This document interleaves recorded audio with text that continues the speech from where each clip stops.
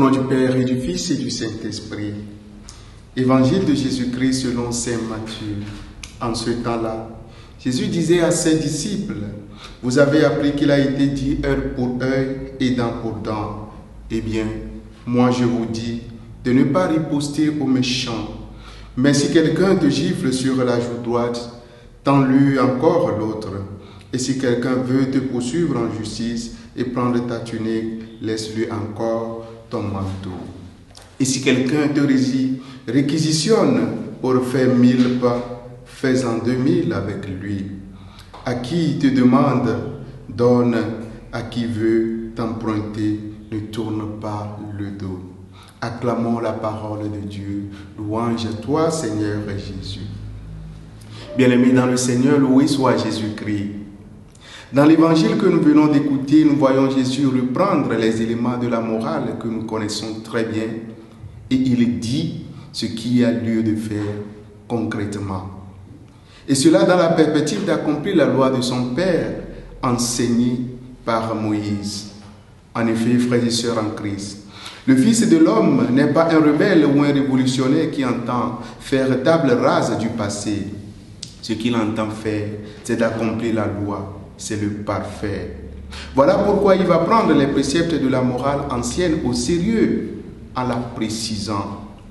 Si vous vous rappelez, il a dit lui-même à ceux qui le traitaient comme détracteurs rebelles engagés contre la loi de Moïse, qui n'est pas là pour abolir la loi, mais qu'il s'est rendu présent pour l'accomplir et le parfaire. Cela va sans dire que Jésus, loin de s'inscrire dans la logique de destruction de la loi prescrite, opte plutôt pour une démarche d'amélioration en rappelant la nécessité de respecter ses principes et surtout en remettant sur le droit chemin ceux qui prétendent connaître ou maîtriser cette loi ancienne mais qui ne le sont pas en réalité. Sinon, qu'est-ce qui justifierait cette loi de œil pour œil et dent pour dent, vidée de toute charité? Frères et sœurs, en effet, dans la morale ancienne, précisément dans le livre de Lévitique, au chapitre 24, verset 19, il a été enseigné que si quelqu'un blesse son prochain, il lui sera fait comme il a fait.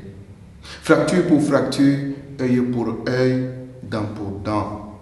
Mais à l'aube de son ministère, Jésus, assis sur le penchant d'une montagne, s'adresse à la foule qui se presse autour de lui ces sublimes paroles. Vous avez appris qu'il a été dit œil pour œil et dent pour dent, mais moi, je vous dis de ne point résister à ceux qui vous maltraitent.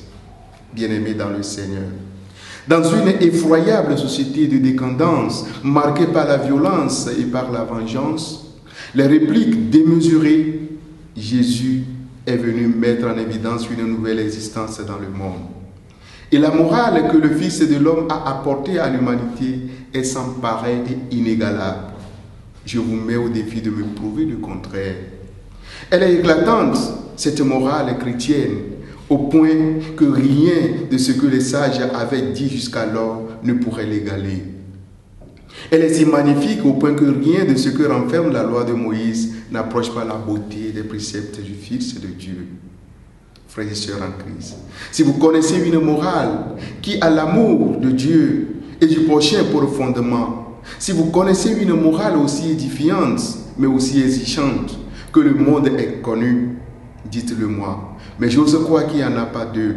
Elle est formidable, la morale de Christ, la morale de l'amour.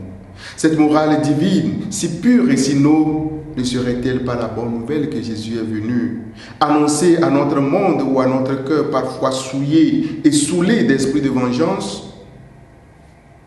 Voilà une morale qui nous incite au pardon, qui en soi n'est pas une faiblesse, frères et sœurs. Une morale qui implique un dépouillement de soi, un amour sacrificiel pour Dieu et pour le prochain.